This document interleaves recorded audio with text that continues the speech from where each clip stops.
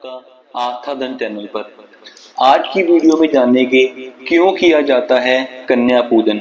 जाने महत्व और इससे जुड़ी पुरानी कथा। नवरात्रि के दौरान भक्त माता को प्रसन्न करने के लिए कन्या पूजन करते हैं। माता की पूजा में कन्या पूजन के महत्व और इससे जुड़ी पुरानी कथा के बारे में आज हम आपको अपने इस लेख में बताएंगे। चैत्र नवरात्रि हो या शारदीय, दोनों में ही कन्या पूजन का विशेष महत्व है। नवरात्रि के दौरान व्रत रखने वाले भक्त अष्टमी या नवमी तिथि को कन्या पूजन करते हैं और कन्याओं को भोजन करवाते हैं। कन्या पूजन की ये परंपरा सदियों से चली आ रही है, लेकिन इसकी शुरुआत कैसे हुई और कन्या पूजन का क्या महत्व है, इसके बारे में आइए विस्तार से जानते हैं। नवरात्रि कन्या पूजन से जुड़ी पुरानी कथा।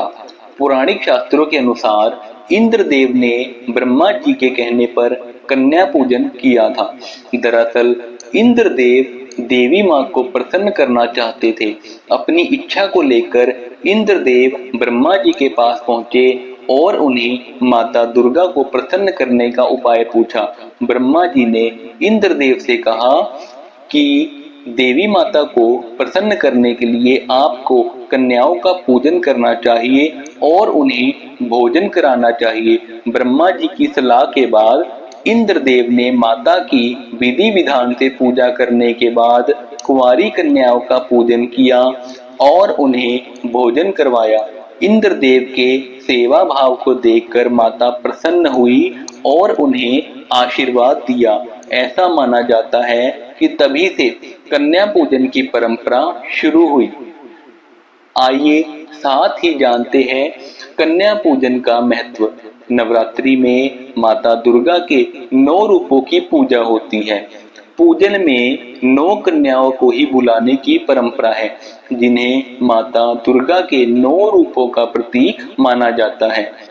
इसके साथ ही एक बटुक भी कन्याओं के साथ होना चाहिए, जो भैरव का रूप माना जाता है।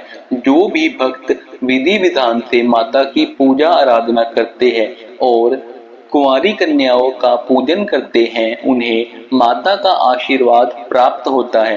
कन्या पूजन करने से माता की कृपा आप पर बनी रहती है और घर परिवार में सुख समृद्धि रहती है। ऐसा करना आपके धार्मिक और आध्यात्मिक ज्ञान को भी बढ़ाता है। आइए अब जानते हैं कि कन्या पूजन के दौरान किन बातों का आपको ख्याल रखना चाहिए। कन्या पूजन के दौरान आपको 10 साल से अधिक की कन्याओं को नहीं बुलाना चाहिए। कन्याओं को भोजन करवाने से पहले उनके पैर धोए, इसके बाद उन्हें स्वच्छ स्थान पर बैठाए। कन्याओं के पूजन से पहले आपको माता रानी को भोग लगा लेना चाहिए। कन्या पूजन के बाद कन्याओं को हलवा, पूरी और चने खिलाने चाहिए।